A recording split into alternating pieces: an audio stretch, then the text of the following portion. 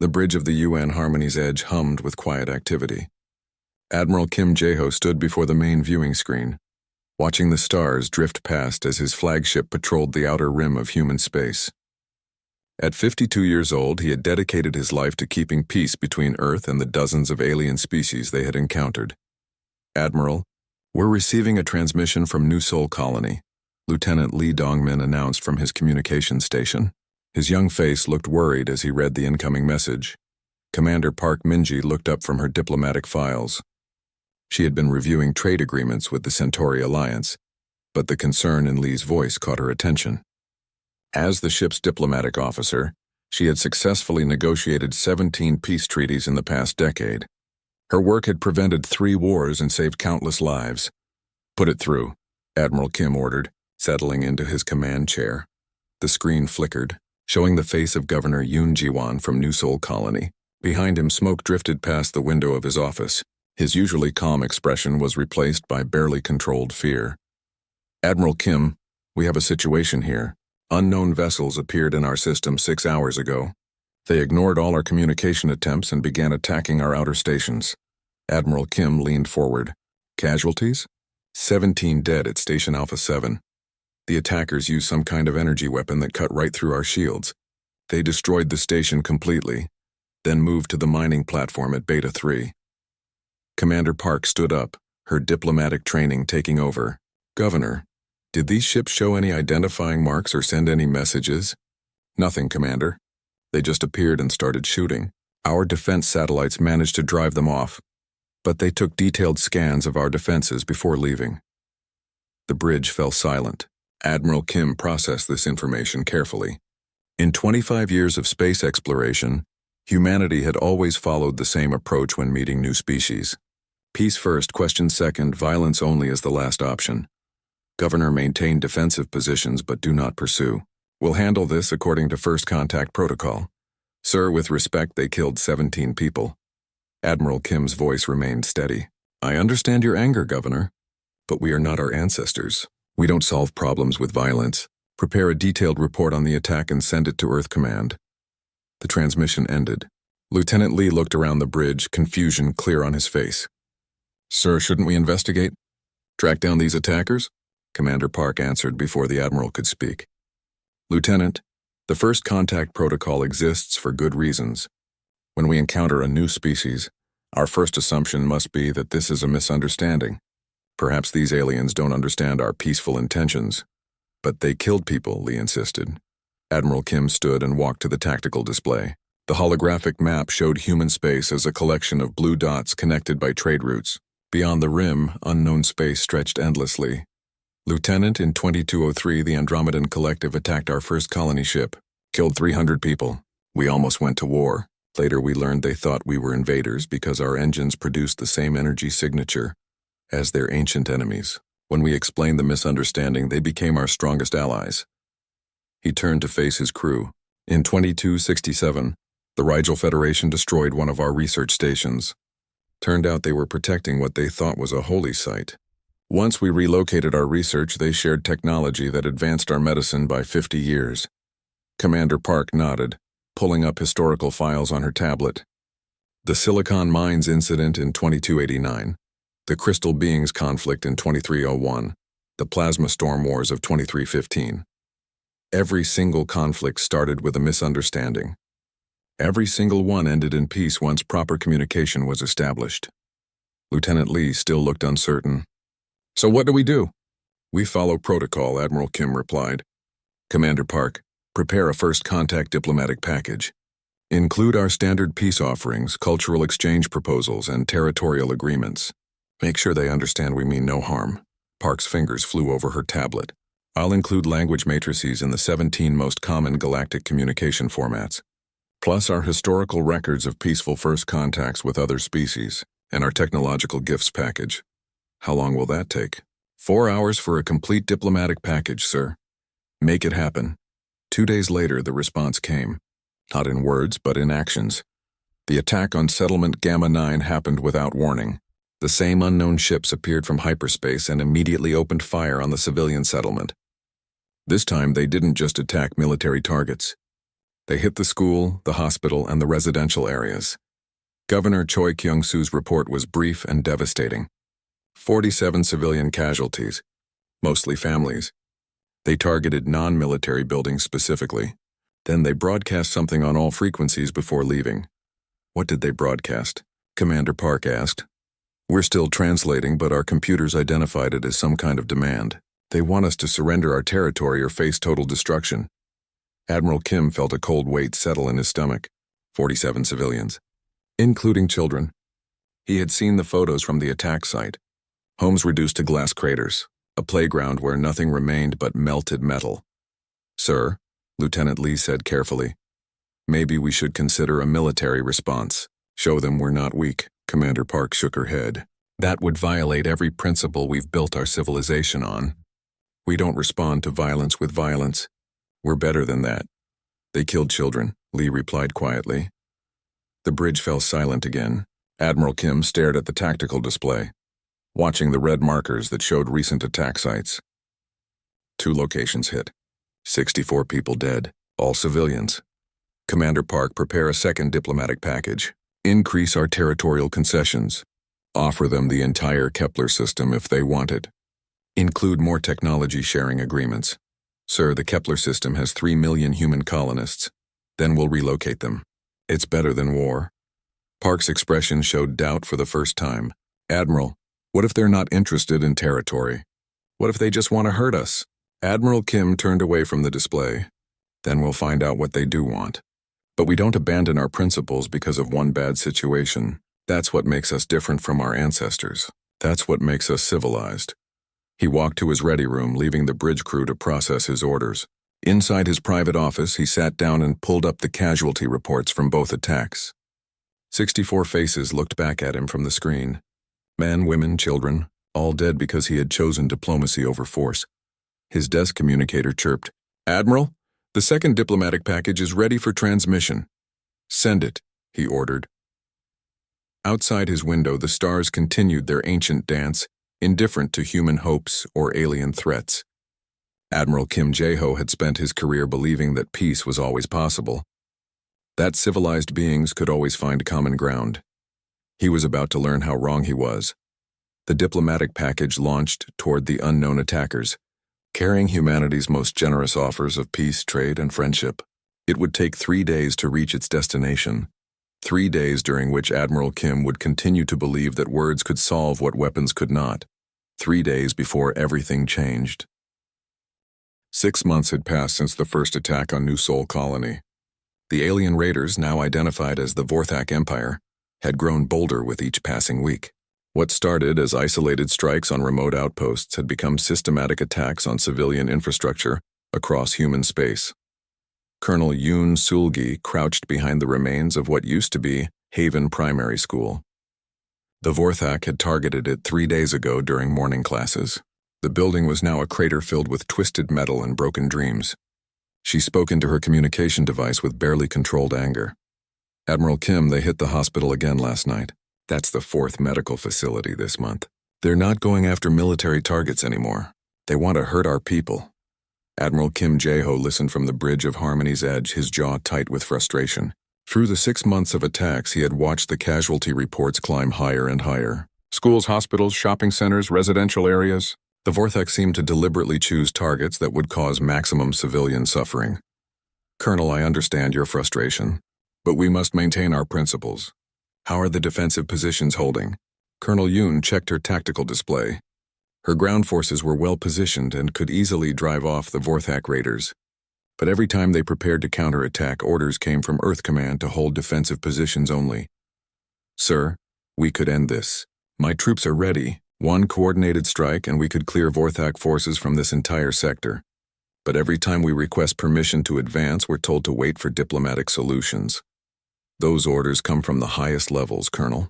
President Nam himself has emphasized our commitment to peaceful resolution. On Earth, President Nam Tae-hyung stood before the United Nations of Earth Assembly. The Great Hall buzzed with angry voices as representatives from attacked colonies demanded action. President Nam raised his hand for silence. Fellow representatives, I know many of you question our continued diplomatic approach. The attacks on our people have been devastating. But we are not our ancestors who solved problems with violence. We have built something better. Defense Minister Choi Hye-jin stood up from her seat, her face red with anger. Mr. President, with all due respect, being better than our ancestors won't bring back the 3,000 civilians we lost last week. The assembly erupted in shouts of agreement. Representative Park Sun-ho from the Haven Colony slammed his hand on his desk. My people are dying while we send gift packages to murderers. How is this justice? President Nam waited for quiet before responding. Representative Park, I grieve for your losses. But if we abandon our principles now, we become no better than those who attack us. We must show the galaxy that there is another way. What other way? Shouted Representative Kim Demon from New Seoul. They've rejected every peace offer. They've killed our diplomats. They broadcast our executions across the galaxy. What more proof do you need that they don't want peace? The president's aide, Secretary Ojisu, whispered urgently in his ear, Sir, the latest intelligence reports show the Vorthak are massing forces for something big. Admiral Kim thinks they're planning a major offensive. President Nam nodded grimly but maintained his public composure. We will not abandon diplomacy. Admiral Kim, I want you to prepare another diplomatic mission. Our most generous offer yet. Back on Harmony's Edge, Commander Park Min-ji worked frantically to prepare what would be their third major diplomatic package. She had included every concession Earth could possibly make. Territory, resources, technology sharing, even offers to relocate entire human colonies to avoid conflict. Commander, Lieutenant Lee Dong-min said quietly, do you really think this will work? They've ignored every other offer. Park looked up from her files, exhaustion clear on her face. Lieutenant, it has to work. Because if diplomacy fails, the alternative is war, and war means becoming what we've spent centuries trying not to be. She had worked for 3 days straight, crafting the most comprehensive peace proposal in human history. The Vorthak could have the entire outer rim, 50 star systems with abundant resources, exclusive trading rights, even access to human medical technology that could extend their lifespans by decades. The diplomatic ship Harmony's voice is ready to depart, reported the GER. Communications Officer, Admiral Kim watched the small diplomatic vessel leave his formation, carrying Commander Park's peace proposal toward Vorthak space. Captain Lee Ji-won commanded the ship with a crew of Earth's best diplomats and cultural specialists. Sir, Commander Park said, I've included everything. If this doesn't work, it will work. Admiral Kim replied, though his voice lacked conviction. It has to.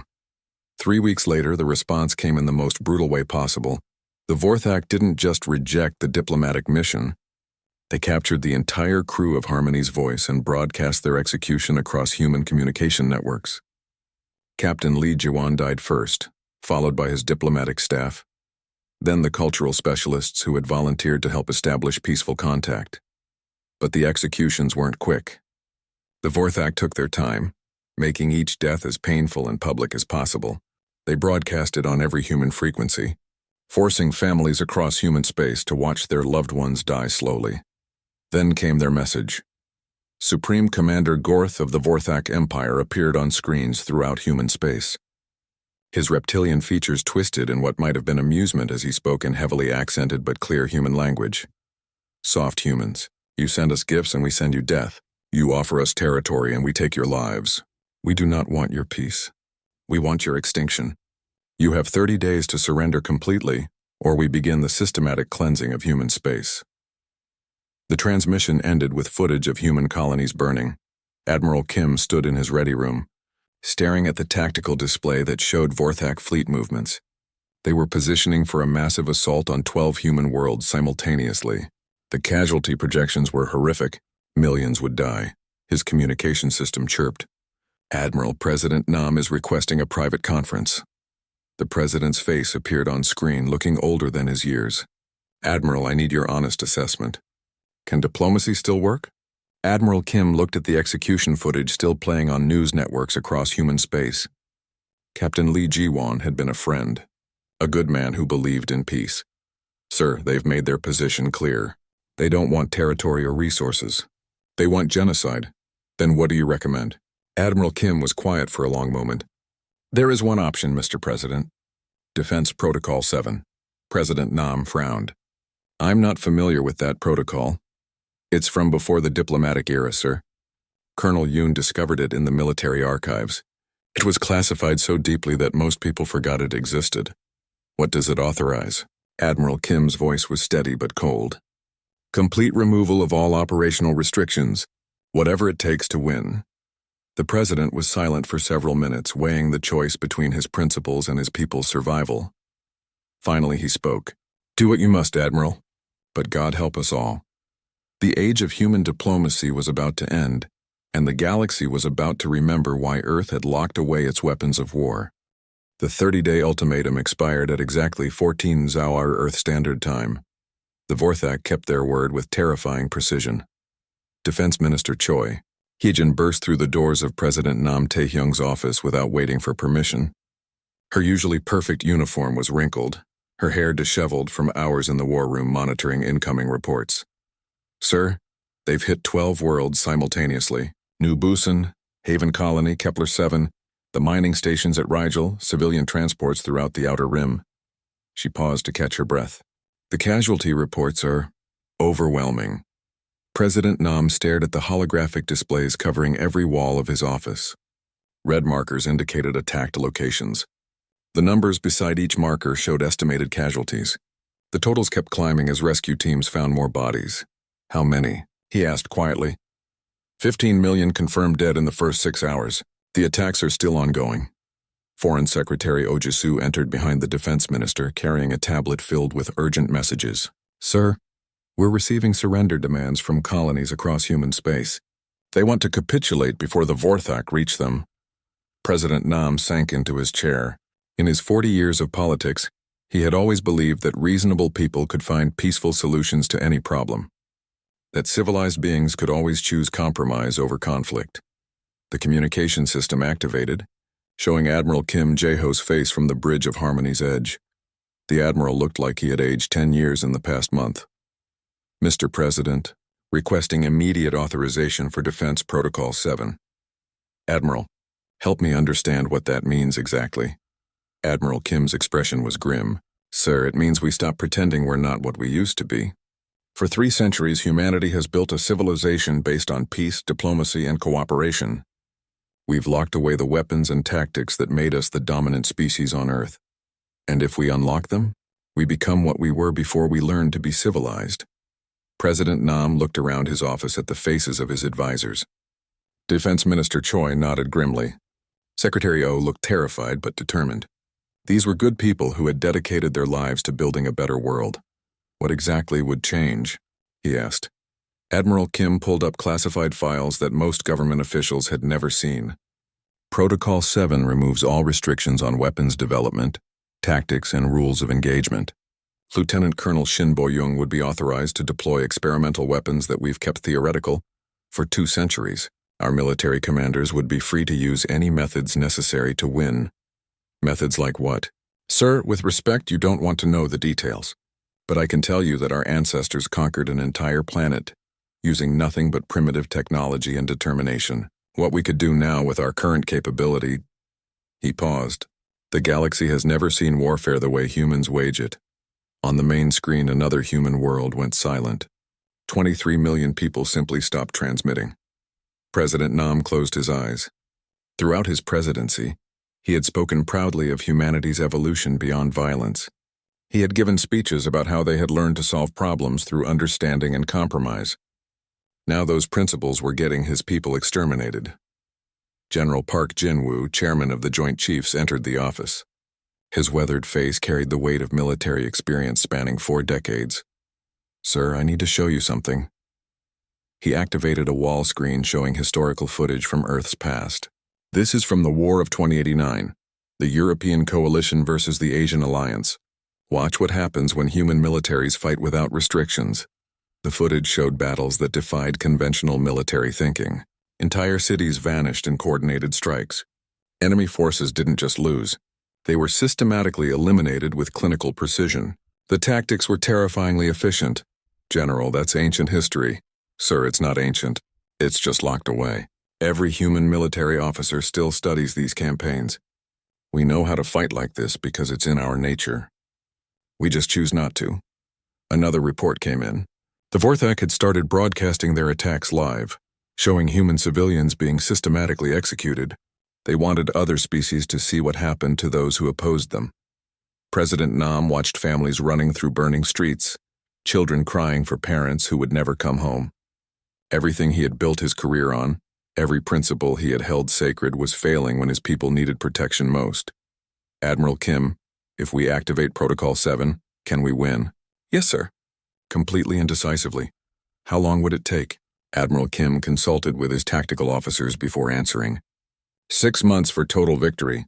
Possibly less. And the cost? Sir, the cost in human lives would be minimal. The cost to what we've become as a civilization? He paused. That price would be much higher. President Nam looked at the casualty reports again. 15 million dead. Planets going silent. Colonies begging to surrender just to survive. Secretary O spoke up quietly. Sir, we have children on those worlds. Innocent people who trusted us to protect them. I know. They're dying because we're too civilized to save them. President Nam stood up and walked to the window overlooking Earth's capital city. Beautiful buildings reached toward the sky. Symbols of everything humanity had accomplished since abandoning warfare. Art galleries, universities, peace monuments. The greatest civilization in the galaxy, built on the graves of their own violent past. He turned back to the communication screen where Admiral Kim waited patiently. Admiral, you mentioned that Protocol 7 was established in 2156. Why that date specifically? Sir, that was the year we realized we were too dangerous to ourselves. The protocol was created as a final option, to be used only when human survival was threatened by external forces. And now? Now we're threatened with extinction by aliens who mistake our civility for weakness. President Nam made the hardest decision of his life. Authorization granted. Defense Protocol 7 is now active. Admiral Kim nodded solemnly. Understood, sir. Transmitting activation codes now. Across human space, military commanders received the same message. Manners are over. Repeat. Manners are over. Lieutenant Colonel Shin Bo-young, head of experimental weapons development, looked at her authorization codes with a mixture of excitement and dread. For 20 years, her research had been purely theoretical. Weapons too terrible to build, tactics too efficient to employ. Now she had permission to turn theory into reality. Colonel Yoon Selgi, still defending Haven Colony, read her new rules of engagement with growing amazement. All restrictions lifted, all limits removed. Fight to win by any means necessary. For the first time in months, she smiled. Captain Bae Suman, commanding the destroyer Soul's Pride, received targeting data that made him double-check his orders. He was being sent to engage 8 Vorthak cruisers with a single ship. Under normal protocols, this would be suicide. Under Protocol 7, it was Tuesday. The transformation began immediately. Across human space, military units that had spent months fighting defensively suddenly went on the attack. Weapons that existed only in classified files were rushed into production. Tactics that had been banned for centuries were dusted off and updated. The Vorthak Empire was about to learn the difference between humanity at peace and humanity at war, and the galaxy would remember why Earth's children had once been the most feared. Predators in known space, the age of human civility was over. The age of human warfare had begun. The change happened faster than anyone expected. Lieutenant Colonel Shin Bo-young stood in her newly expanded laboratory, surrounded by weapons that had existed only in theory for 2 centuries. Her research team worked around the clock, turning classified blueprints into deadly reality. The quantum disruptor array was almost complete. The gravitational pulse bombs would be ready within days. Colonel, her assistant Dr. Park Young-ho called from across the lab. The molecular destabilizer tests are exceeding all projections. We can target specific atomic structures now. Shin examined the test results with scientific fascination and human horror. The weapon could unravel the molecular bonds in any material. Armor, shields, even the hulls of starships would simply cease to exist on contact. How large can we scale it? Theoretically, we could destabilize an entire planet if needed. She nodded and made notes on her tablet. These weapons violated every treaty humanity had signed in the past 3 centuries. They went against every principle of civilized warfare. And they would save human lives by ending the war quickly. Across human space, the first signs of change appeared in small engagements. Captain Baysuman piloted the destroyer Soul's Pride toward the mining station Kepler-7, where intelligence reported a Vorthak battle group preparing for another civilian target strike. 8 Vorthak cruisers against his single destroyer. Under normal circumstances, he would have requested reinforcements and planned a careful engagement. Under Protocol 7, he activated systems that had been locked away since the ship's construction. All crew, prepare for stealth combat operations, he announced over the ship's communication system. His tactical officer, Lieutenant Zhang Minho, looked confused. "Sir, we don't have stealth capabilities." "Check your updated system access codes, Lieutenant." Zhang entered his new authorization codes and stared at his console in amazement. "Sir, we have stealth systems I never knew existed. Adaptive camouflage, sensor jammers, even quantum phase shifting. Our shipbuilders included them in every vessel for the past 50 years. We just never activated them before now." The Soul's Pride vanished from all sensors as it approached the Vorthak fleet. The alien commanders saw 8 cruisers facing empty space. No human ships detected, no threat apparent. Then Captain Bay materialized his destroyer inside their formation. What happened next lasted exactly 12 minutes. The Soul's Pride didn't engage in conventional ship-to-ship combat. It systematically executed each Vorthak vessel using weapons that ignored shields and armor completely. The molecular destabilizers turned the first cruiser into expanding gas. The gravitational pulse generator crushed the second ship into a sphere the size of a basketball. The quantum disruptor array simply deleted the third vessel from existence. The remaining 5 ships tried to flee. None escaped. The sole survivor was a Vorthak scout ship that had been observing from long range. It carried news back to the Vorthak Empire that changed everything. The humans had stopped fighting fair. Admiral Kim Jae-ho reviewed battle reports from across human space with growing amazement and concern. Every engagement showed the same pattern. Human forces that had been struggling defensively for months were now achieving complete victories against superior numbers. Colonel Yoon, Silgi's ground forces on Haven Colony, had not only driven off the Vorthak occupation, but pursued them into space. Using tactics that seemed impossible, her troops had captured 3 Vorthak battleships and were using them against their former owners. Commander Park Minji, now serving as tactical advisor, brought him the latest intelligence reports. "Admiral, the Vorthak military command is in complete panic. They're receiving reports of human forces appearing from nowhere, using weapons that shouldn't exist, employing tactics that make no strategic sense. Explain." "Sir, our stealth ships are conducting raids deep in Vorthak territory. They're not targeting military installations. They're targeting infrastructure, supply lines, communication networks. The Vorthak can't coordinate their forces because they never know when a human ship will appear and destroy their command centers." Admiral Kim studied the tactical display. Red markers showed Vorthak positions. Blue markers showed human forces. But the blue markers seemed to be everywhere, even in areas that should have been impossible to reach. "How are we achieving this level of mobility?" "The quantum tunneling drives, sir. Every ship built in the past century has them installed but deactivated. We can essentially teleport anywhere in the galaxy instantly." "Why were they deactivated?" Commander Park looked uncomfortable. "Because quantum tunneling can be weaponized. A ship could tunnel directly into an enemy vessel's interior, or tunnel a bomb into a planet's core." Admiral Kim realized the implications. Humanity hadn't just been building peaceful exploration vessels. They had been building weapons of unimaginable destructive potential and choosing not to use them. Captain Bay's success at Kepler-7 became the template for human operations galaxy-wide. "Strike without warning. Use overwhelming force. Leave no survivors to report tactical details." The Vorthak found themselves fighting an enemy they couldn't predict or counter. The psychological impact was devastating. Vorthak crews began deserting rather than face deployment against human forces. Their military command issued increasingly desperate orders, but their fleets were evaporating faster than they could be replaced. Lieutenant Colonel Shin's experimental weapons proved so effective that she had to slow down production. The war was ending too quickly for proper field testing. "Colonel," Dr. Park reported, "we've developed 17 new weapon systems in the past month. The biological agents specifically target Vorthak DNA. The quantum viruses turn their own computers into weapons against them. The reality anchors can trap entire fleets in space-time loops." Shin looked at the production schedules with mixed feelings. Which ones are ready for deployment? All of them, ma'am. But Admiral Kim has requested we hold back the reality anchors and biological weapons. Why? He says we're already winning too easily.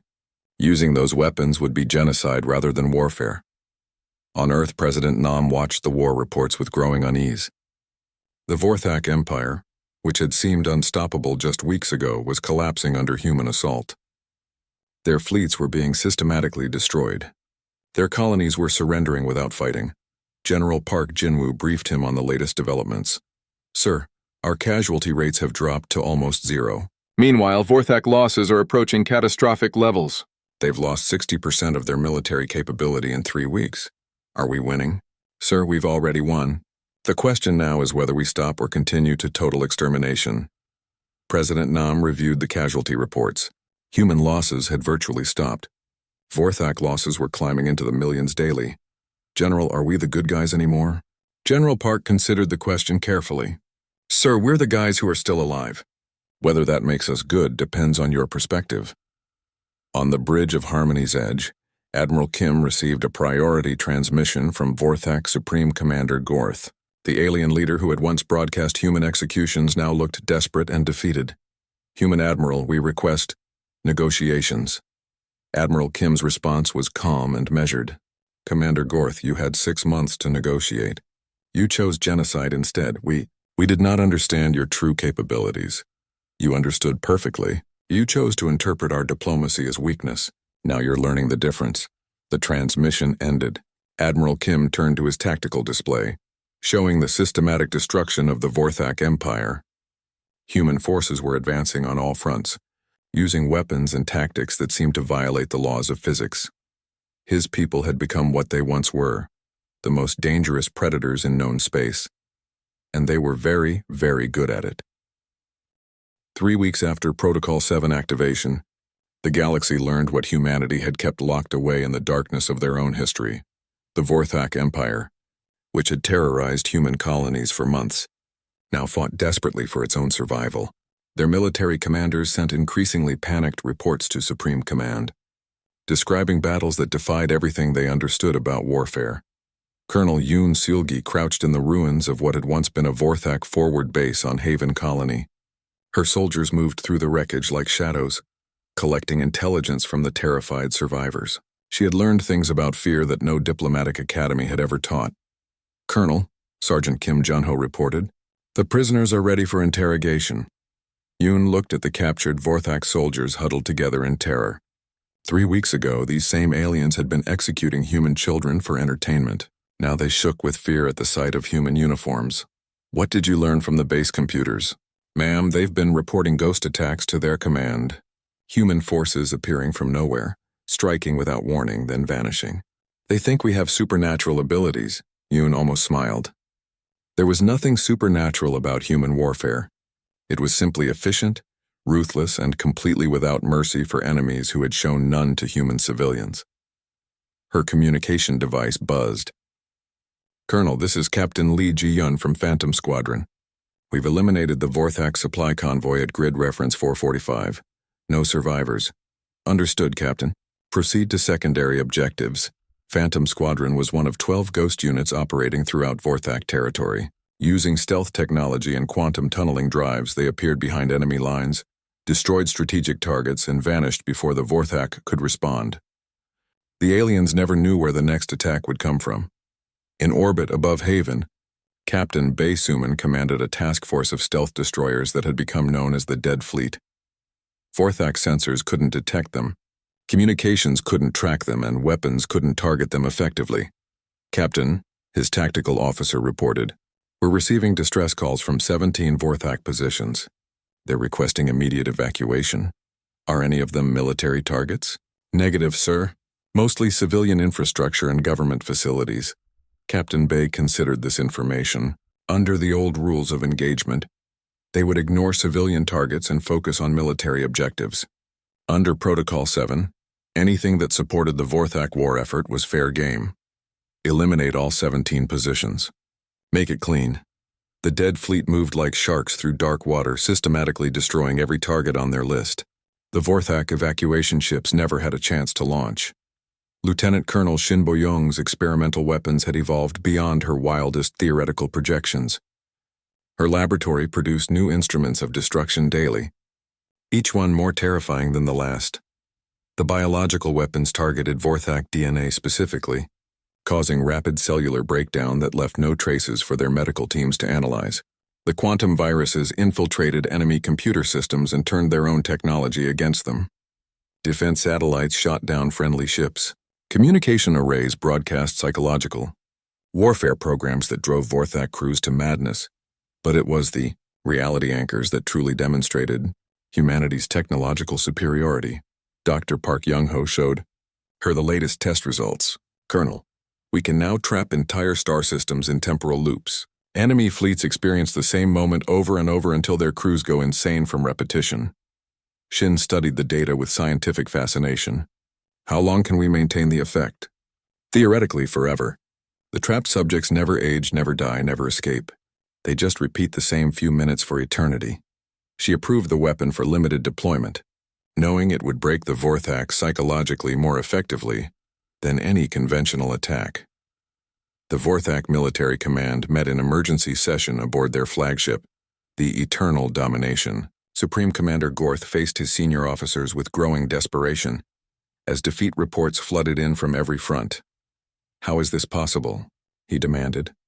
3 weeks ago, they were defenseless prey. Now they appear from nowhere with weapons that ignore our shields and tactics we cannot counter. Fleet Commander Zorth consulted his tactical reports. Supreme Commander, our intelligence suggests the humans have been hiding their true capabilities for centuries. Every ship, every weapon system, every tactical doctrine was designed for warfare but kept inactive. Why would they do that? Unknown, sir. But it appears they chose peace while maintaining the ability to wage total war. Another officer interrupted with urgent communications from the front lines. Sir, the Kepler Defense Fleet has gone silent. All 17 battleships. The last transmission was a request for immediate reinforcement, then nothing. Gorth stared at the tactical display showing Vorthak territory shrinking by the hour. Red zones marked areas where human forces had eliminated all resistance. Yellow zones indicated ongoing battles where Vorthak forces were being systematically destroyed. There were no green zones left. What about our civilian evacuation efforts? Sir, the humans are targeting evacuation ships. They're not allowing any escapes. It's as if they want complete extermination. Admiral Kim Jae-ho received these reports from human intelligence with growing concern. His forces were winning so decisively that it was becoming less like warfare and more like pest control. Commander Park Min-ji brought him the latest strategic assessment. Admiral, at current rates of advance, organized Vorthak resistance will collapse within 2 weeks. We estimate 90% military casualties and 60% civilian casualties. Are we committing genocide? Park considered the question carefully. Sir, we're responding to their actions with equivalent force. They targeted our civilians deliberately. We're targeting their ability to continue fighting. But civilian casualties of 60%? Their civilians support their military. Their factories produce weapons. Their farms feed their soldiers. In total warfare, there are no true non-combatants. Admiral Kim remembered reading about human history, back when his ancestors fought wars on Earth. The concept of total war, where entire populations became legitimate targets because they supported the enemy war effort. His communication system activated, showing President Nam from Earth. Admiral, I'm receiving reports that concern me. Are we becoming what we fought against? Sir, we're becoming what we needed to become to survive. The Vorthak showed us that some enemies can't be negotiated with. They can only be defeated completely. President Nam looked older, worn down by the weight of command during wartime. The casualty reports are staggering. Yes, sir. But they're mostly Vorthak casualties. Our people are finally safe. At what cost to our souls? Admiral Kim paused before answering.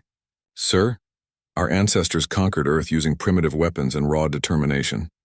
What we're doing now is just more efficient. We haven't changed who we are. We just stopped pretending we were something else.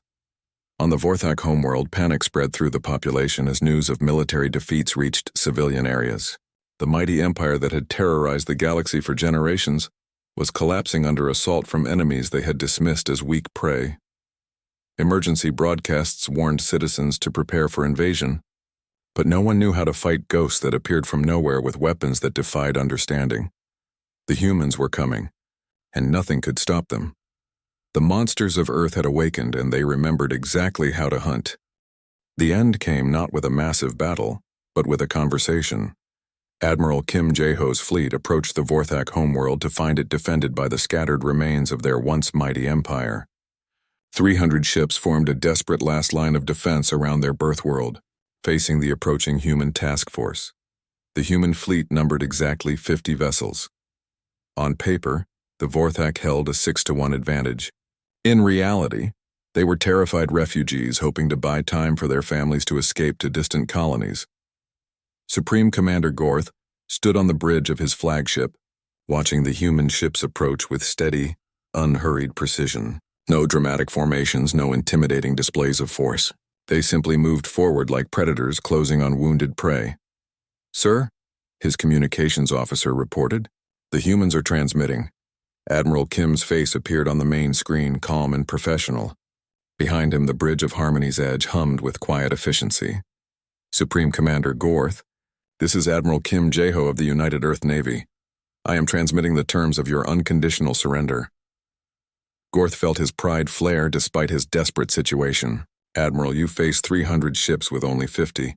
You cannot threaten us here." Kim's expression never changed. "Commander, you attacked our colonies and we offered you peace. You executed our diplomats and we offered you concessions. You targeted our civilians and we offered you everything we had." On the Vorthak homeworld below, emergency broadcasts began as massive defensive platforms simply vanished from existence. No explosions, no debris. They were there one moment, gone the next. "You taught us something important, Commander Gorth. You taught us that there are species in this galaxy that only understand force, so we decided to speak your language." A Vorthak battleship on the outer edge of their formation tried to flee. It made it exactly 3 kilometers before something impossible happened to its molecular structure. The ship didn't explode or break apart. It simply ceased to exist on a fundamental level. "We spent 3 centuries learning to be better than we were," Kim continued, his voice remaining conversational despite the demonstration of power. "We built a civilization based on diplomacy, cooperation, and peace, and you nearly destroyed us for it." More ships began vanishing, not destroyed in conventional terms, but eliminated so completely that sensors couldn't even detect debris. The Vorthak fleet commanders realized they weren't facing weapons they could understand or counter. "But we remember what we used to be, Commander, and we are very, very good at it." The surrender began in waves. First individual ships, then entire squadrons powered down their weapons and transmitted capitulation signals. The Vorthak crews had watched human warfare for 6 weeks and knew they faced an enemy beyond their ability to fight. Commander Park Min-ji, standing beside Admiral Kim, watched the tactical display with mixed emotions. "Sir, they're requesting terms." "Give them the same terms they offered our diplomats," Admiral Kim replied quietly. The communication channel went silent. Minutes passed as Supreme Commander Gorth processed the implications of that response. Finally, his voice came through, broken and defeated. What do you want from us?" Admiral Kim's voice remained steady and calm. "We want you to remember this moment, Commander. We want you to remember that we tried peace. We offered you everything and you chose war, so we gave you war." The formal surrender took place aboard the Vorthak flagship. Supreme Commander Gorth signed documents that effectively ended his empire's independence, reparations that would take generations to pay, territorial concessions that reduced Vorthak space to a handful of systems, complete disarmament of all military forces, but the most important clause was the last one. The Vorthak Empire agrees to transmit the following message to all known civilizations. Admiral Kim read aloud. "Humanity offered peace, trade, and cooperation. When we chose violence instead, they demonstrated why their ancestors conquered a world and why they chose to put those weapons away." Commander Park watched the signing ceremony with troubled thoughts. "Admiral, was it worth it? Becoming what we used to be?" "Minji, we never stopped being what we were. We just learned to keep it locked away. The galaxy forced us to remember why we built those locks in the first place." 3 months later, President Nam Tae-hyung stood before the United Nations of Earth Assembly. The Great Hall was quieter now, subdued by the weight of what humanity had done to ensure its survival. "The war is over," he announced. "The Vorthak Empire has surrendered unconditionally. Human space is secure." Representative Park Sun-ho from Haven Colony stood up. Mr. President, what about the cost? We saved our people, but we destroyed our principles. President Nam had aged visibly during the war months. Representative Park, our principles were a luxury we could afford only when they didn't threaten our survival. The Vorthak taught us that some enemies mistake mercy for weakness. Defense Minister Choi Hye-jin presented the final casualty reports. Human losses, 4,000 military personnel, 37,000 civilians. Vorthak losses, 12 million military personnel, 43 million civilians. The numbers hung in the air like an accusation. 50 million dead because humanity had finally decided to stop playing by civilized rules. Are we proud of these numbers? Asked Representative Kim Demon. President Nam considered the question carefully. No, but we're alive to regret them, and that matters more than our pride.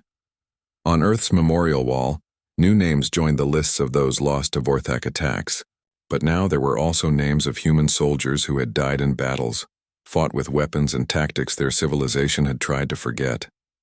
Admiral Kim stood before the memorial with Commander Park, reading the inscription that had been added after the war's end. In memory of those lost to our own civility and those lost to our own necessity.